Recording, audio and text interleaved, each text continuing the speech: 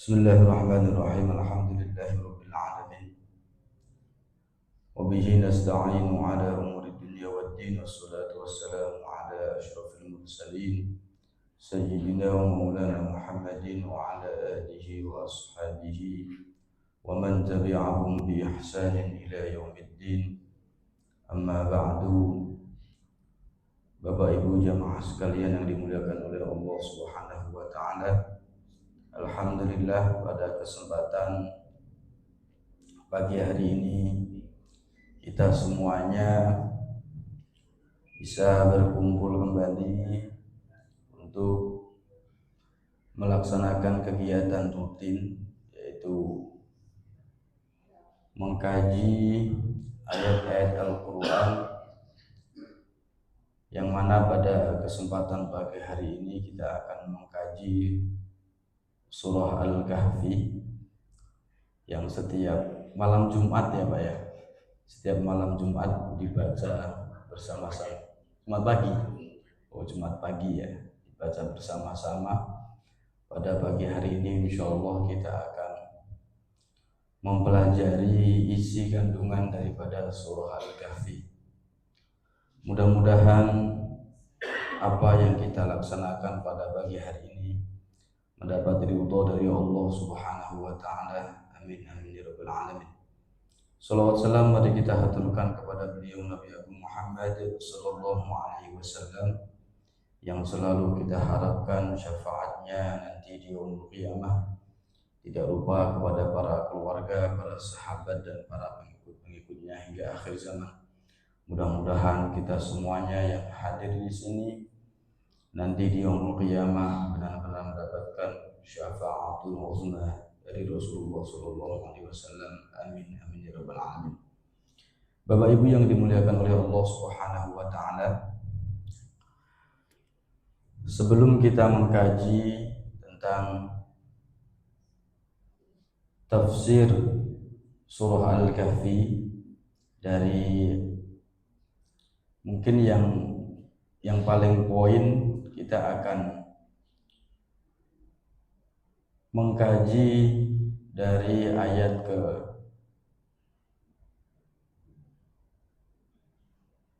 9 ya, ayat ke 9.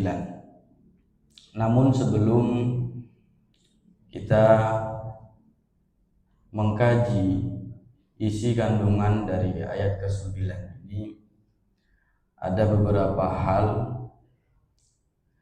yang bisa kita ambil pelajaran dari hadis Rasulullah SAW yang diriwayatkan oleh Imam Ibrahim bin Muhammad. Hadis ini dicatat oleh Imam Syafi'i dalam salah satu kitabnya yang namanya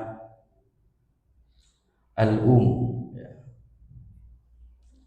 bahwa Imam Syafi'i menyebutkan sebuah hadis, akhbarana Ibrahim bin Muhammad qala haddatsani Abdullah bin Abdurrahman bin Ma'mar anna an-nabiy sallallahu alaihi wasallam qala akthiru as-salata alayya yawm al-jum'ah. Qala asy-Syafi'i wa balaghna anna man qara'a surat al-Kahfi wuqiya fitnat ad-dajjal. Qala asy-Syafi'i wa hibbu kasrat as-salah 'ala an-nabi sallallahu alaihi wasallam fi kulli hal wa ana fi yaumil jum'ah wa lailatiha ashaddu istihbaban wa uhibbu qira'atal kahfi lailatal jumu'ah wa yaumiha atau wa yaumaha lima jaa fiha. Artinya Al-Imam Asy-Syafi'i menyebutkan sebuah hadis yang isinya bahwa Rasulullah sallallahu alaihi wasallam bersabda, "Aktsiru as-salata 'alayya yaumal jumu'ah." Perbanyaklah membaca sholawat Nabi di hari Jumat. Perbanyaklah kalian untuk membaca sholawat atasku, kata Rasulullah, pada hari Jumat. Kemudian Imam Syafi'i melanjutkan, dan telah sampai kepadaku sebuah pelajaran bahwa sesungguhnya orang yang membaca surah Kahfi di hari Jumat wuqiya fitnatad dajjal, dia akan dijaga oleh Allah Subhanahu wa taala dari fitnahnya Dajjal.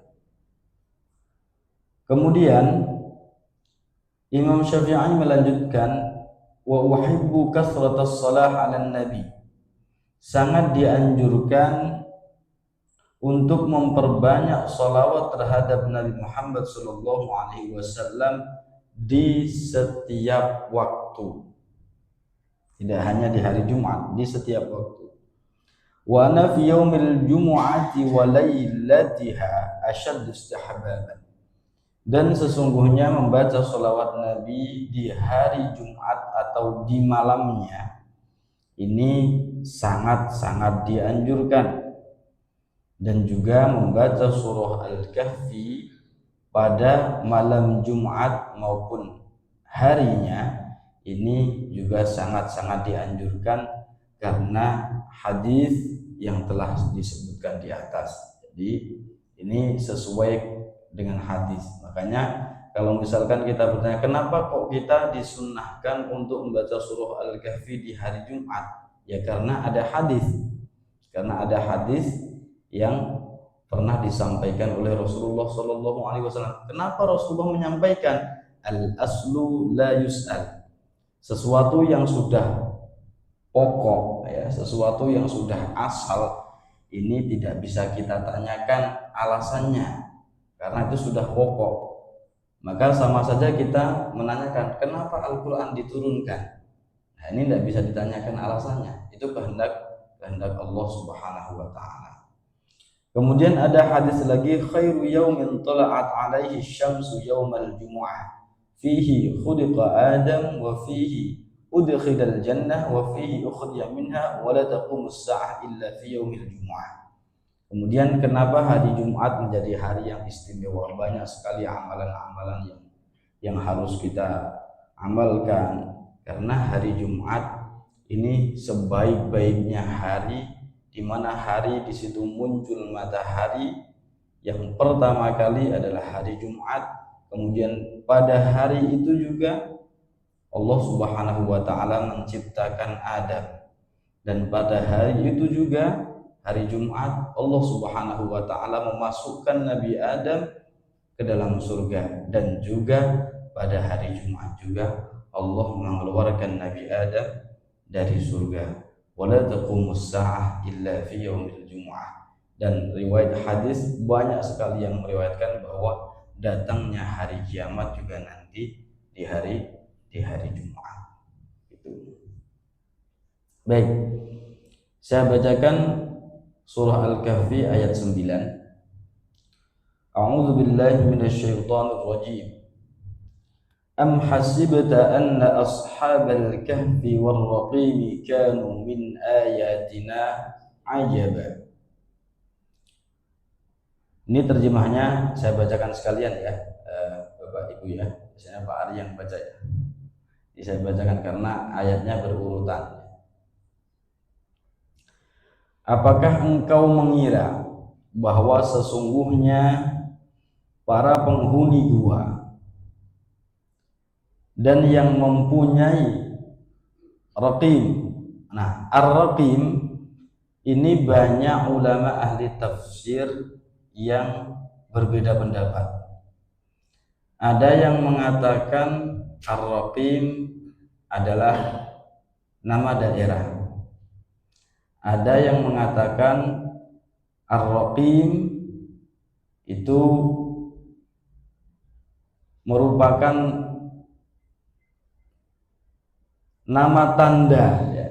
Tanda di mana nanti kelanjutan ceritanya bahwa bahwa Ashabul Kahfi ini karena diancam oleh seorang raja yang zalim, kemudian bersembunyi di sebuah gua, maka mulut gua ini ditutup, tapi dikasih tanda. Nah, tandanya itu kayak sebuah stempel atau kayak batu yang ada stempelnya, yang ada tandanya bahwa di sini ada 7 pemuda yang membangkang. Itu Ar-Raqib. Nah, yang mempunyai raqib. Nah, di sini kalau terjemahnya begitu. Benar-benar merupakan keajaiban di antara tanda-tanda kebesaran kami. Ini ayat yang ke-9. Kemudian selanjutnya ayat yang ke-10. إذ أوى الفتية إلى الكهف فقالوا ربنا آتنا من لدنك رحمة وهيئ لنا من أمرنا رشدا. Ingatlah ketika pemuda-pemuda itu berlindung ke dalam gua, lalu berdoa, ya Tuhan kami, anugerahkanlah kepada kami rahmat dari sisimu dan mudahkanlah bagi kami petunjuk untuk segala urusan kami. Nah, ini nanti tafsirnya nanti saya bacakan semuanya dulu ya Bapak Ibu. فَضَرَبْنَا عَلَى آذَانِهِمْ فِي الْكَهْفِ سِنِينَ عَدَدًا. Maka kami tutup telinga mereka di dalam gua itu selama bertahun-tahun. ثُمَّ بَعَثْنَاهُمْ لِنَعْلَمَ أَيُّ الْحِزْبَيْنِ أَحْصَىٰ لِمَا لَبِثُوا أَمَدًا. Kemudian kami bangunkan mereka supaya kami mengetahui manakah di antara 2 golongan itu yang lebih tepat dalam menghitung berapa lama mereka tinggal di dalam gua itu. Nah, ini udah koma. Nah, kita bahas yang dari ayat ke-9 sampai ayat ke-12. Jadi Allah Subhanahu wa taala membuat skenario berupa Ashabul Kahfi. Ashabul Kahfi adalah seorang pemuda yang jumlahnya 7 ya. Ini kisah yang paling populer adalah mereka tidur bertahun-tahun. Bahkan disebutkan di ayat lanjutannya nanti itu sampai terhitung 309 tahun dengan hitungan Hijriah. Ada yang mengatakan kalau hitungan Masehi itu 300 tahun, karena hitungan Hijriah kan lebih banyak lebih sedikit bulannya ya, lebih cepat ya gitu. Nah, pada saat raja yang zalim itu banyak sekali kemusyrikan dan kekufuran, dan bahkan pada saat itu raja siapa ya? Diyakius ya. Diyakius ini ada masa kesenjangan akidah. Bahkan pada saat itu orang-orang ya, masyarakat pada saat itu tidak percaya adanya hari kebangkitan. Nah, jadi tidak percaya adanya hari kebangkitan. Akhirnya Allah membuat skenario, yaitu seorang 7 pemuda ya, yang akidahnya kuat, beriman kepada Allah Subhanahu wa taala, dan kejadian ini terjadi sebelum diutusnya Nabi Isa alaihissalam. Jadi Allah menunjukkan kebesarannya dan membuktikan keagungannya Allah Subhanahu wa taala bahwa hari kebangkitan itu ada. Bahkan orang yang tertidur beratus-ratus tahun pun itu juga bisa dibangkitkan, bisa dibangunkan lagi oleh Allah Subhanahu wa taala dan posisinya masih hidup. Nah, jadi posisinya masih hidup. Makanya إذ أول فتية إلى الكهف إذ أول فتية إلى الكهف فقالوا ربنا آتنا من لدنك رحمة وهيئ لنا من أمرنا رشدا. Doa ini, doa yang dipanjatkan oleh Ashabul Kahfi ini bisa kita pakai untuk doa sehari-hari atau ketika kita menghadapi ancaman. Ketika kita menghadapi ancaman, ketika kita menjumpai kesulitan yang menurut logika kita susah mendapatkan solusi, maka kita dianjurkan untuk berdoa, Rabbana atina min ladunka rahmah. Ya Rabb, ya Allah, berikanlah rahmat min ladunka, dari sisimu. Berikanlah rahmat dari sisimu. Wa hayyi lana min amrina, sempurnakanlah. Jadi Allah, kita minta Allah menyempurnakan petunjuk-petunjuk yang lurus dalam urusan-urusan kita. Ini doa yang dipanjatkan oleh Ashabul Kahfi ketika terancam oleh raja yang zalim. Ini Rabbana atina min ladunka rahmatan wa hayyi lana min amrina rasyada. Begitu juga ibu-ibu, misalkan anaknya ya, terfikir anaknya yang berada di jauh atau lagi mendapati masalah. Seorang ibu ini rohaninya sangat kuat sekali ikatannya terhadap anak. Kita doakan, Rabbana atina, khusus untuk anak saya, Rabbana atina min ladunka rahmatan wa hayyi lana min amrina rasyada. Karena pada saat itu Ashabul Kahfi mencari tempat untuk berlindung, ya, untuk menyelamatkan diri dari ancaman seorang raja yang zalim, Dikyanus.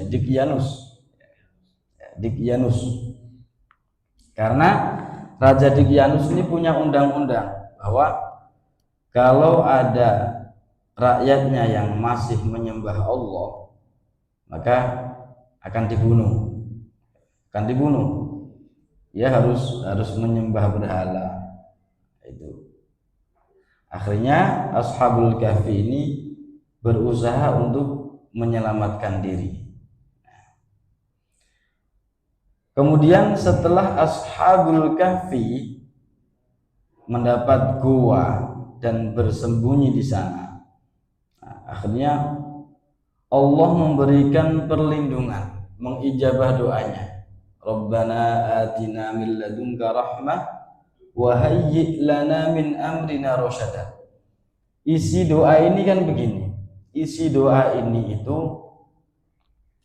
meminta perlindungan sekaligus meminta supaya Allah memberikan bukti bahwa hari kebangkitan itu ada dan Allah itu ada yang harus disembah. Makanya harapannya Ashabul Kahfi bahwa setelah sembunyi maka akidah yang lurus ini akan ditegakkan. Nah, ini bukti bahwa apa yang kita harapkan dari sebuah lingkungan ataupun wilayah ataupun organisasi ataupun keluarga misalkan. Kadang-kadang apa yang kita minta kepada Allah itu tidak kemudian serta-merta diijabah secara langsung. Diijabah secara langsung itu kadang-kadang tidak. Misalkan kita punya harapan mudah-mudahan wilayah ini menjadi wilayah yang ahli-ahli dalam ilmu, misalkan ilmu agama, mudah-mudahan wilayah ini selalu dipenuhi orang-orang yang hafal Al-Quran.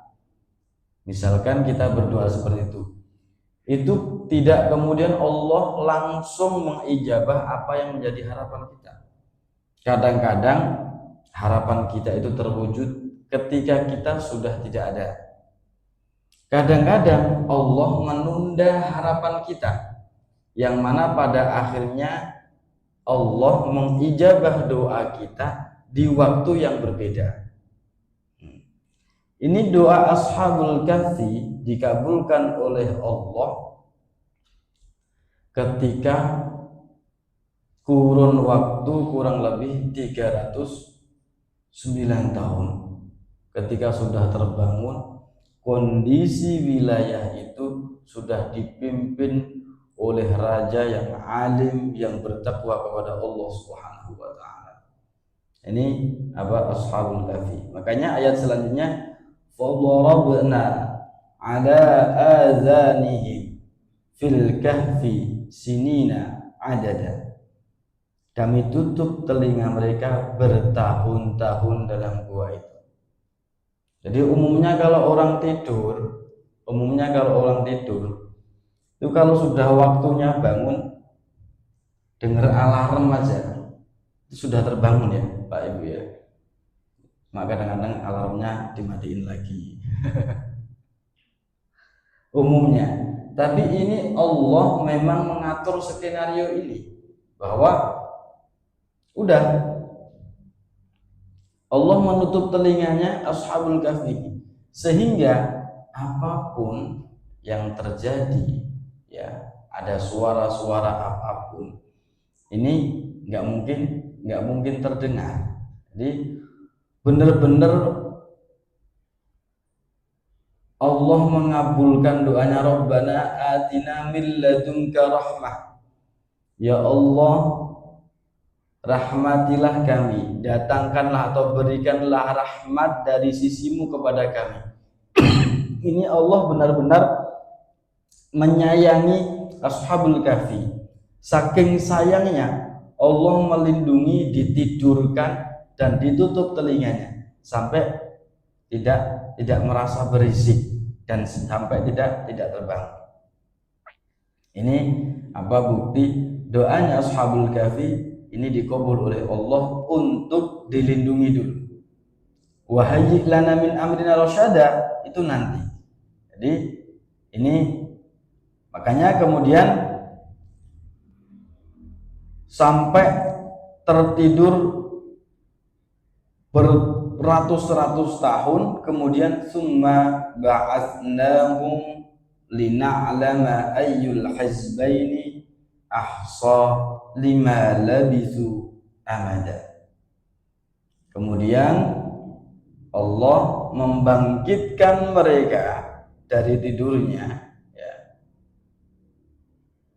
Allah membangkitkan mereka dari tidurnya, tapi dia tidak sadar sebetulnya tidur kita itu berapa lama sih. Jadi mereka ada yang berpendapat tidur kita paling cuma 1 malam atau beberapa waktu saja. Akhirnya salah satu di antara mereka nanti dijelaskan, ya, dijelaskan secara detail di ayat selanjutnya. Summa ba'athnahum lina'lama ayyul hizbaini ahsa lima labithu amada.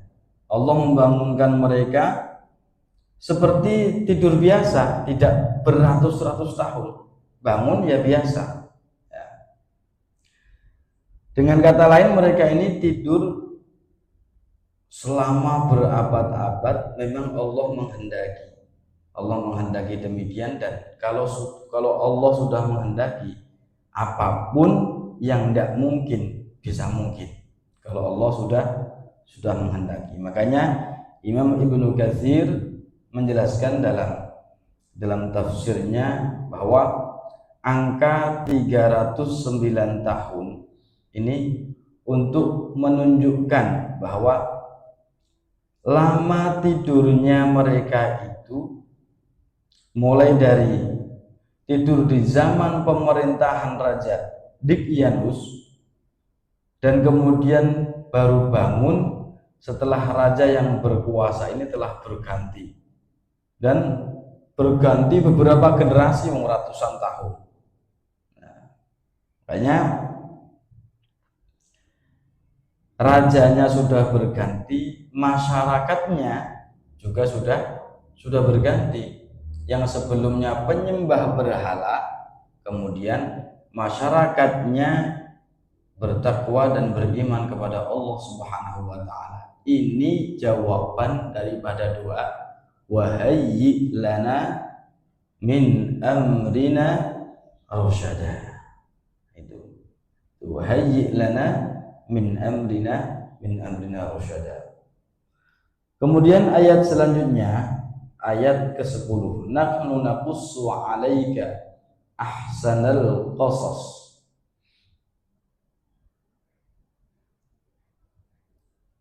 Nahnu naqussu 'alaika ahsanal qasas. Dalam terjemahnya, kami menceritakan kepadamu, artinya kepadamu yang dimaksud di sini adalah Nabi Muhammad. Allah berfirman kepada Nabi Muhammad, Muhammad, aku menceritakan hal ini kepadamu, ya. Nahnu naqussu 'alaika ahsanal qasas. Nahnu naqussu 'alaika naba'ahum bil haqq. Aku menceritakan cerita ini kepadamu, kisah mereka dengan sebenar-benarnya. Bil haqq, innahum fityatun amanu bi rabbihim wa zidnahum huda. Sesungguhnya mereka adalah pemuda-pemuda yang beriman kepada Tuhan mereka, dan kami menambahkan petunjuk kepada mereka. Dalam tafsirnya, Allah Subhanahu wa taala mulai menguraikan kisah Ashabul Kahfi yang pada ayat sebelumnya telah disampaikan secara global. Kemudian Allah mengurai secara rinci. Allah mengatakan kepada Rasulullah SAW bahwa kisah yang disampaikan ini mengandung kebenaran. Maksudnya diceritakan menurut kejadian real, ya, menurut kejadian yang memang pada saat itu terjadi, ya. Tidak seperti apa yang dikenal oleh bangsa Arab. Artinya cerita ini bukan fiktif, tapi pernah terjadi. Itu bahwa kalau bangsa Arab mengenal cerita ini itu ada seorang pemuda penghuni gua, akan tetapi dengan versi yang berbeda. Jadi bangsa Arab itu memang punya cerita Ashabul Kahfi, tapi dengan versi yang tidak sesuai di dalam Al-Quran. Nah, gitu. Jadi orang-orang Nasrani itu sebetulnya juga mendapati cerita Ashabul Kahfi, tapi dengan versi yang berbeda yang dijelaskan oleh Al-Quran.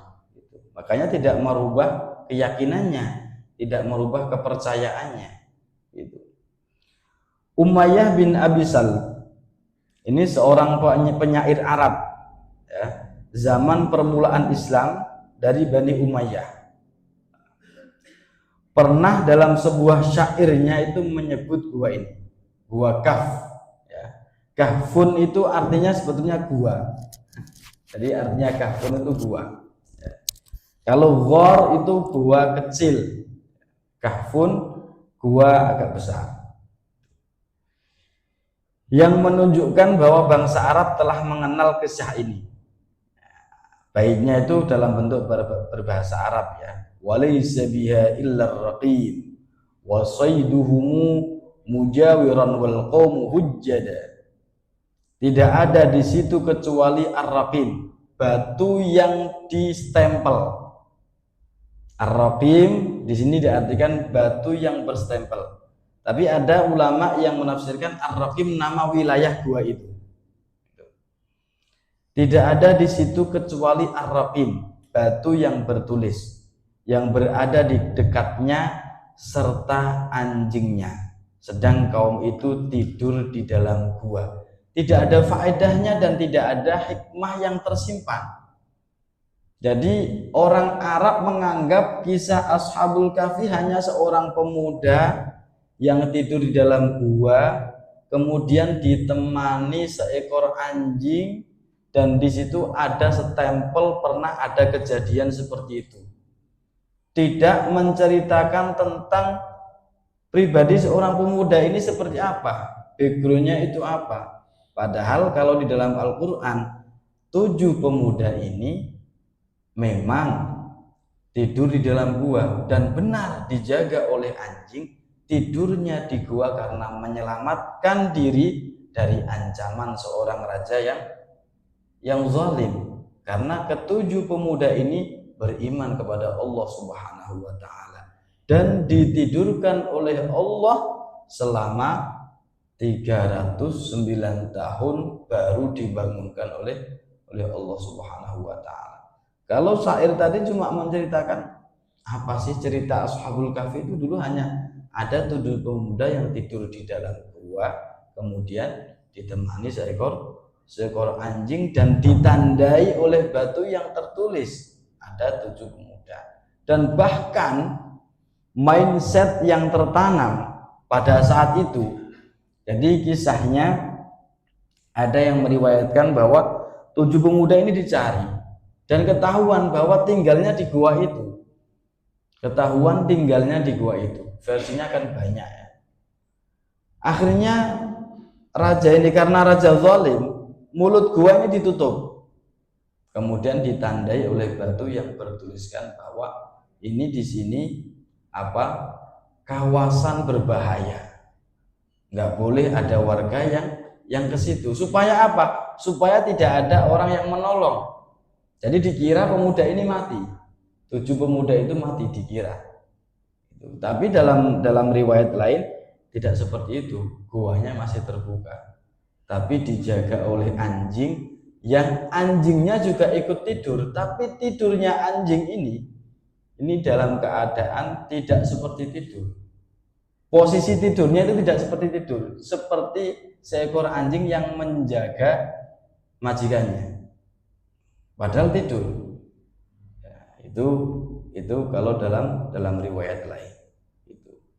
Makanya kisah Ashabul Kahfi ini banyak versi. Tapi yang paling real ini yang diceritakan di dalam Al-Qur'an.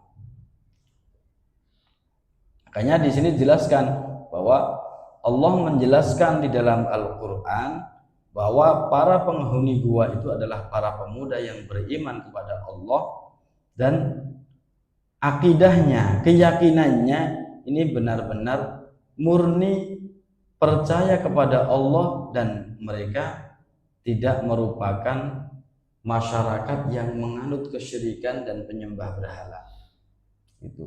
Jadi di saat era di mana wilayah itu dikuasai oleh raja yang zalim dan masyarakatnya karena takut diancam, maka kemudian ikut menyembah berhala.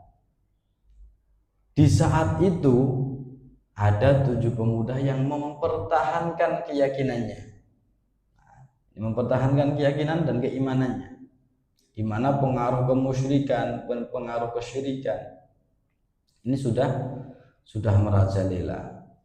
Ini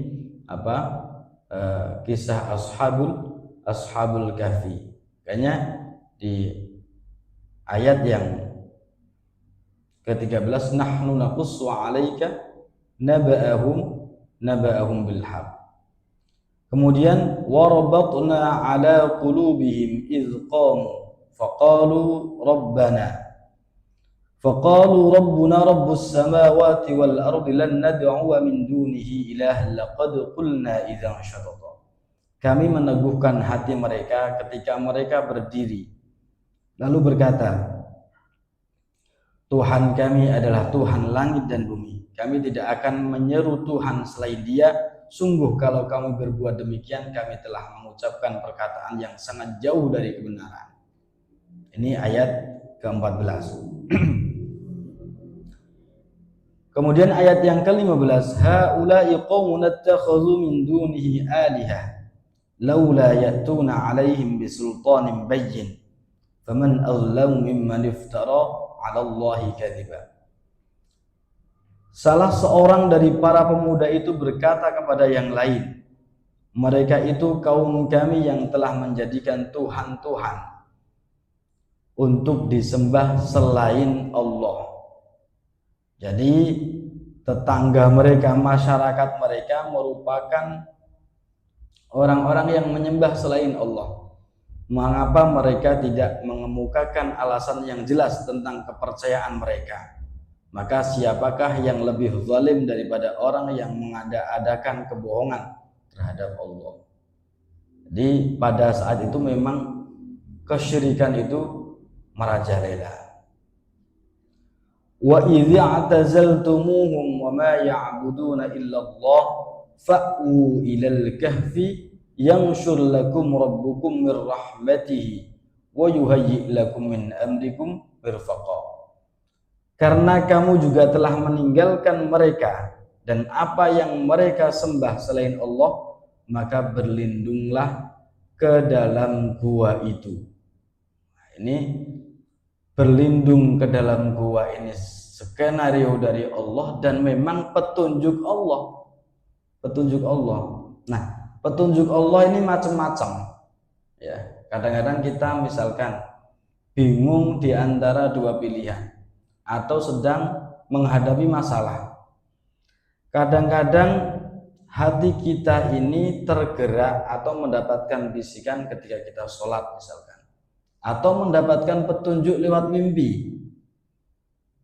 Kadang-kadang mendapatkan petunjuk lewat mimpi. Karena Nabi Ibrahim itu mendapatkan petunjuk juga dari mimpi. Nah, itu. Jadi ini petunjuk Allah itu macam-macam. Fa'wu ilal kahfi, karena ini sudah menjadi cerita, menjadi kisah, maka cara menceritakannya Allah di dalam Al-Quran, fa'wu ilal kahfi, udah berlindunglah dalam gua. Yanshur lakum rabbukum mir rahmatihi wa yuhayyi lakum min amrikum mirfaqa. Nah, ini ayat lanjutan tadi. Doa yang dipanjatkan oleh ashabul kahfi tadi. Jadi berlindunglah ke dalam gua itu. Dengan demikian niscaya Tuhanmu akan melimpahkan sebagian rahmatnya kepadamu dan menyediakan bagimu sesuatu yang berguna bagi urusanmu. Jadi harapan ashabul kahfi supaya masyarakat di wilayah situ merupakan masyarakat yang beriman kepada Allah, ini dijawab setelah tertidur 309 tahun. Nah, ini ayat yang ke-17 ini ayat yang sangat logis sekali. Secara kesehatan, orang tidur kalau tertutup enggak kena sinar matahari otomatis kan kurang sehat ya. Jadi posisi gua ini, jadi ayat yang ke-17 ini menggambarkan posisi tidurnya ketujuh ashabul kahfi itu dan lubang-lubangnya gua. Jadi wa taras syamsa idza tala'at tazawaru an kahfihim. Engkau akan melihat matahari yang ketika terbit condong ke sebelah kanan. Jadi ketika terbit condong ke sebelah kanan dari gua mereka. Wa taras syamsa idza tala'at tazawaru an kahfihim dzatal yamin wa idza gharabat taqriduhum dzatas shimal. Dan yang ketika terbenam menjauhi mereka ke sebelah kiri, sedang mereka berada di tempat yang luas di dalamnya. Jadi ada riwayat yang mengatakan bahwa ketika matahari baru muncul, ya, ini kan kalau matahari pagi ini kan ada vitamin apa Pak? Vitamin D ya. Itu untuk apa? Ketahanan tubuh ya. Ya. Gula apa? Untuk apa? Tulang ya. Tulang kulit ya. Pokoknya intinya kesehatan ya.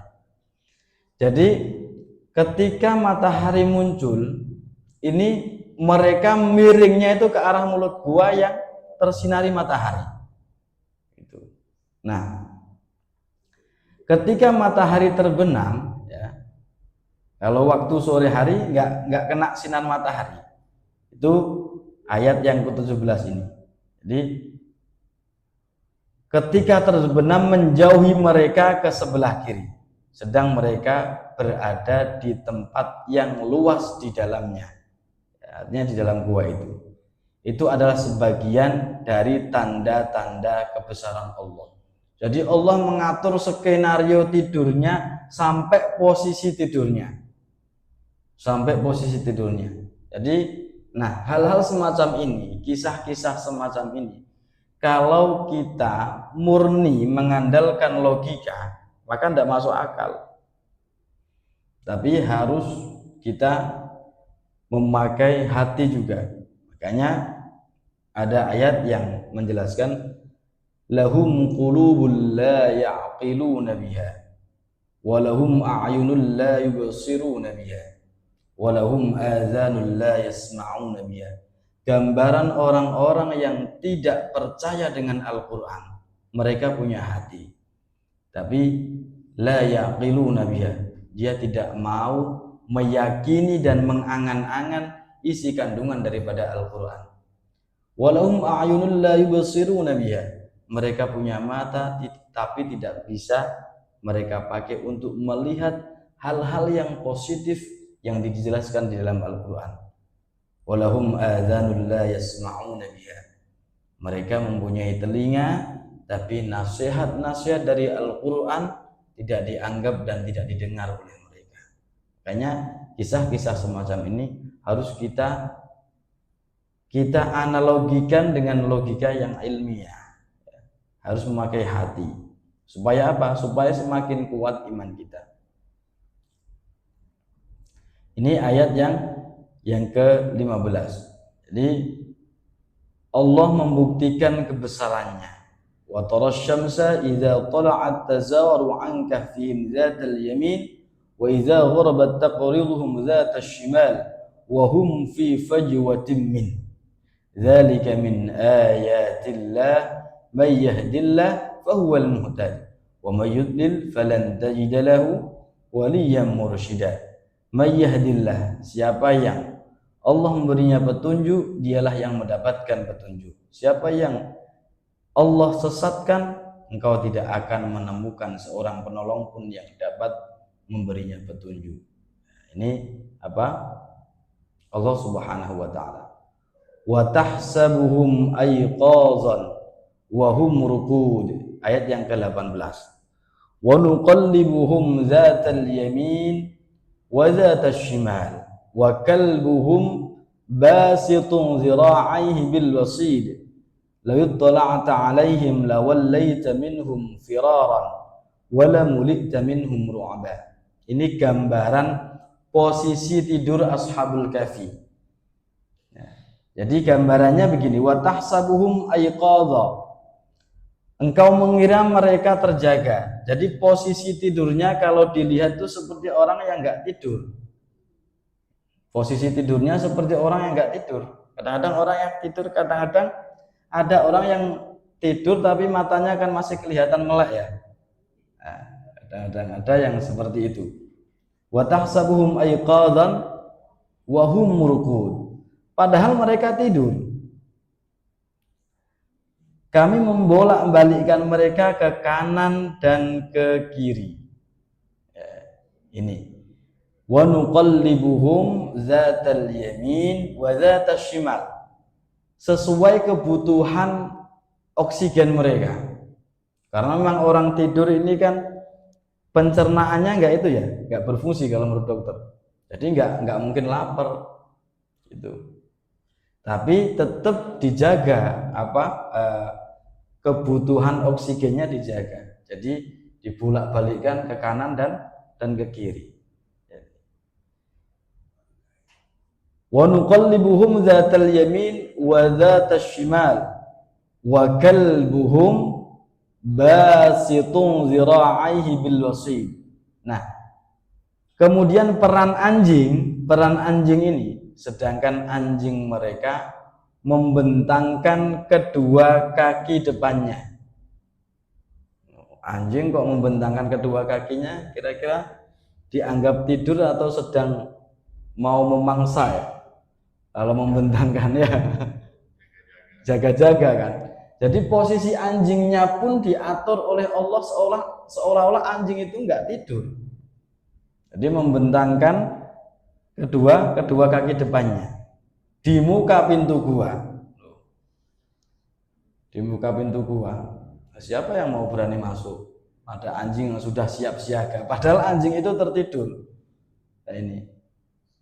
Jadi wakal buhum basyutun dzira'aihi bil wasid. Law ittala'ta 'alaihim lawallaita minhum firaran. Seandainya law ittala'ta 'alaihim lawallaita minhum firaran. Seandainya mereka menyaksikan, tentu engkau akan berpaling dan melarikan diri dari mereka.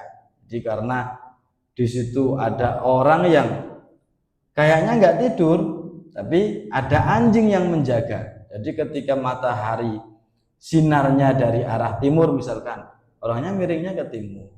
Ketika ke barat, dibulak-balikkan oleh Allah ke kanan dan ke kiri, dan di mulut guanya ada anjing yang menjaga. Kalau kita melihat itu pasti kita nggak berani masuk. Itu.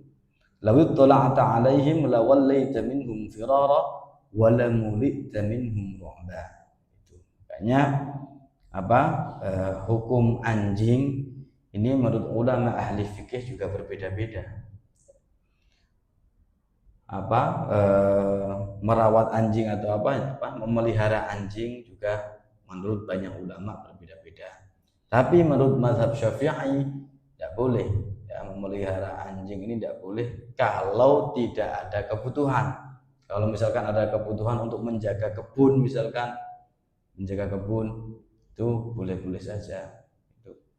Kalaupun misalkan untuk menjaga rumah, menurut mazhab Maliki boleh, tapi jangan sampai masuk di dalamnya, karena ada hadis Rasulullah yang menyebutkan bahwa malaikat rahmat tidak mau masuk ke dalam rumah yang di dalamnya ada lukisan dan juga ada anjing gitu. Tapi kalau untuk najisnya ya najis mughaladzah, cara mensucikan najis anjing yaitu dibasuh 7 kali, salah satunya basuhannya dicampur dengan debu yang suci.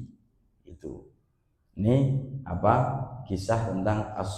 sedikit kisah tentang Ashabul Kahfi ya, itu dari ayat 9 sampai ayat ke 15 ya Pak ya 18 maaf 18 gitu. Mungkin ada pertanyaan atau ada tambahan dari bapak-bapak atau ibu-ibu?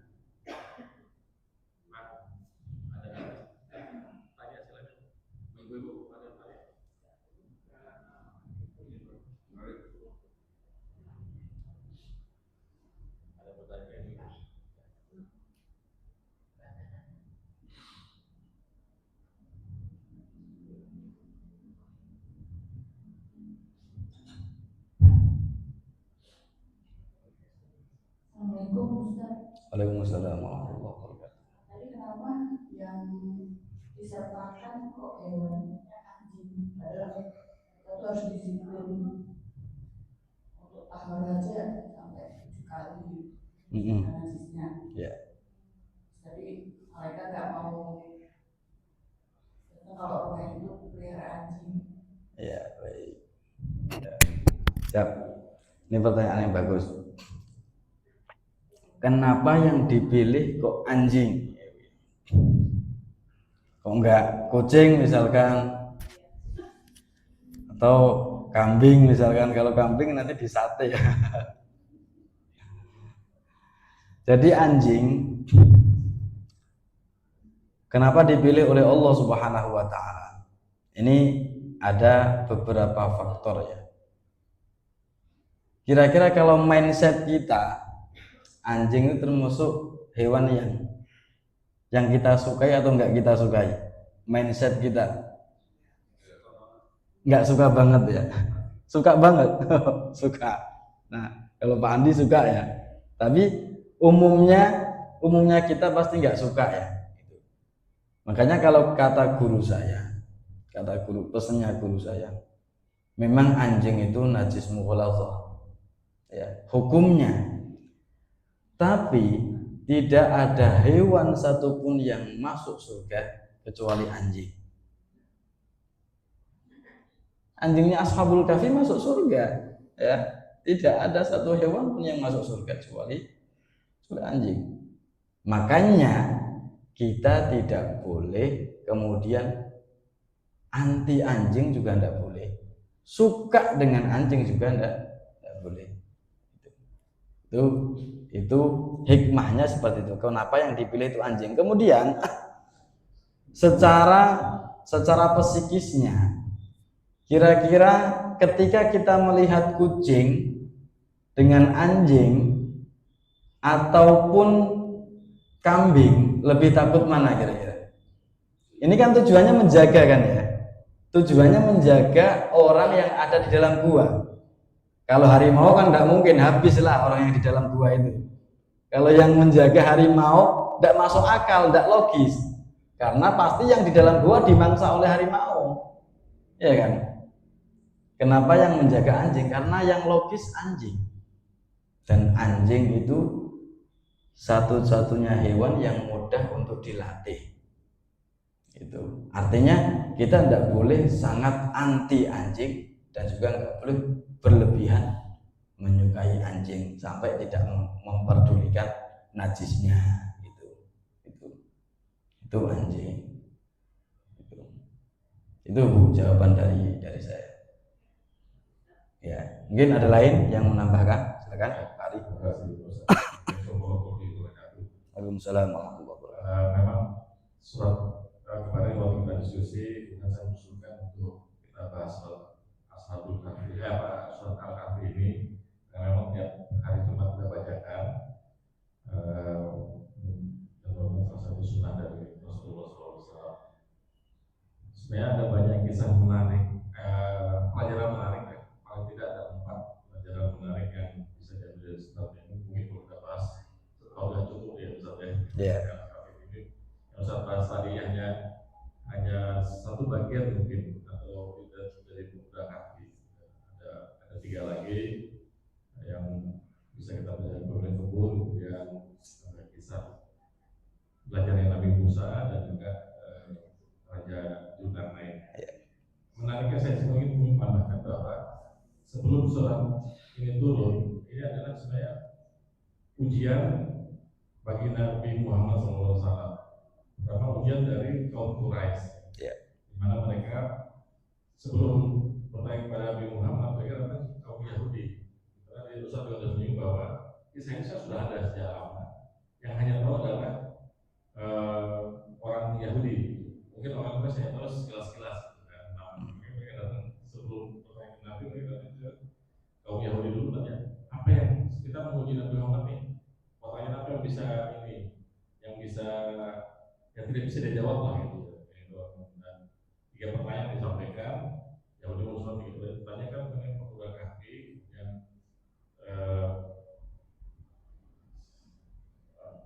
satu lagi apa? Yang terakhir mengenai roh manusia gitu. Nah, pertanyaan ini juga ada waktu saat ditanya kepada Nabi Muhammad, besok akan saya jawab.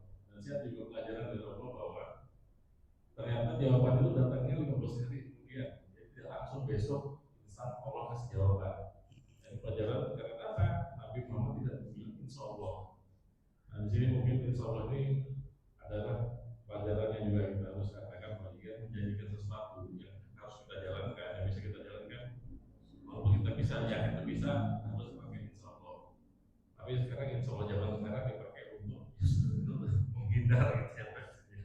Insya Allah kita datang, ya nggak datang gitu kan.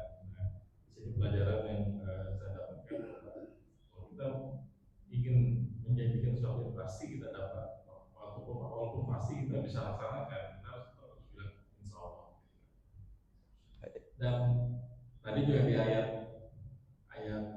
7 ya, yang telinga ditutup telinganya ini. Ayat ke-10 kayaknya. 10 ya.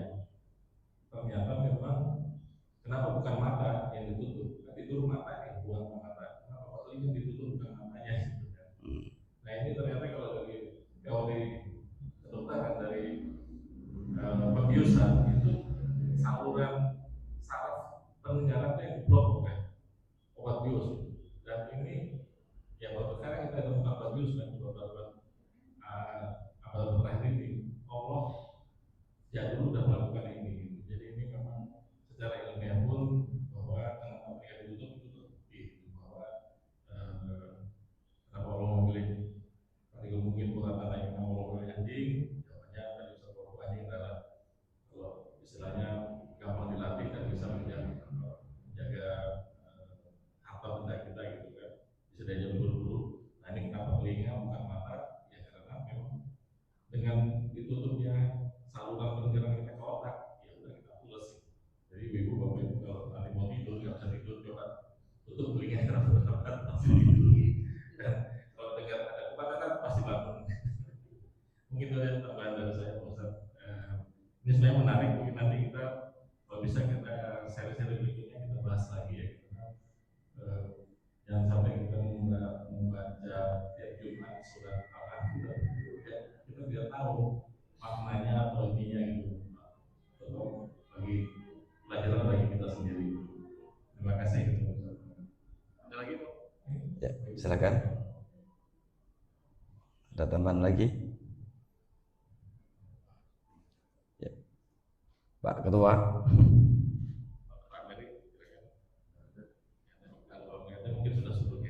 Baik, sudah suruk ya Pak ya. Ya itu intinya bahwa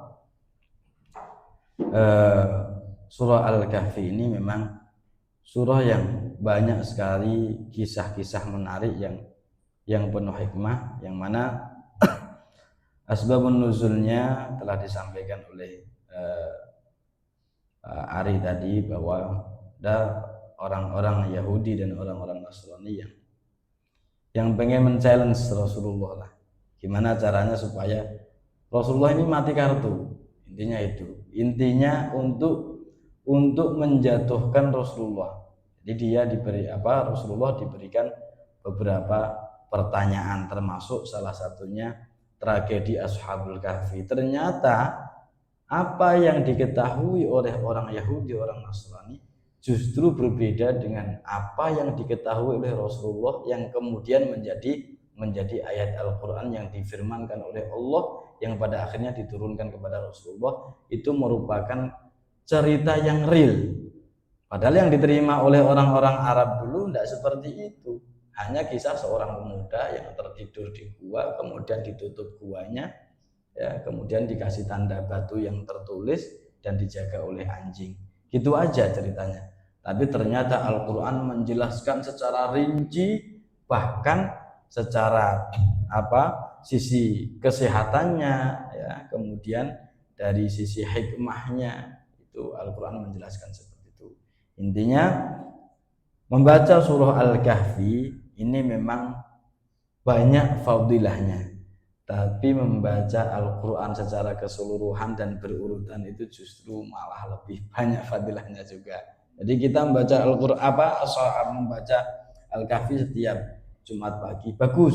Lebih bagus lagi kita istiqomahkan setiap hari, walaupun misalkan untuk tahap pertama kita tidak bisa 1 juz, 1 ayat, misalkan kita naik lagi 1 halaman, naik lagi 1 lembar.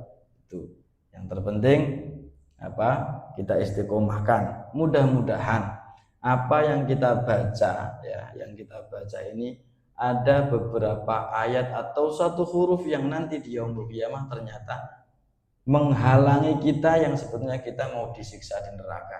Akhirnya 1 huruf yang kita baca itu menghalangi kita ditahan oleh 1 huruf itu, pada akhirnya kita diselamatkan dan diamankan oleh Allah, tidak jadi disiksa di neraka, dimasukkan ke dalam surganya Allah, dan dikategorikan oleh Allah sebagai orang-orang yang mendapatkan nikmat bersama-sama dengan orang-orang yang jujur, bersama para nabi, bersama orang-orang yang mati syahid. Amin amin ya rabbal alamin. Baik, mungkin sementara kita sudahi ya Bapak Ibu ya, insyaallah kita lanjutkan di pertemuan yang akan datang. Mari kita tutup pertemuan kita pada pagi hari ini dengan doa kafaratul majlis. Subhanakallahumma wa bihamdika asyhadu an la ilaha illa anta astaghfiruka wa atubu ilaik. Mohon maaf apabila ada kesalahan, kekhilafan dari saya. Walafu minkum ihdinas siratal mustaqim.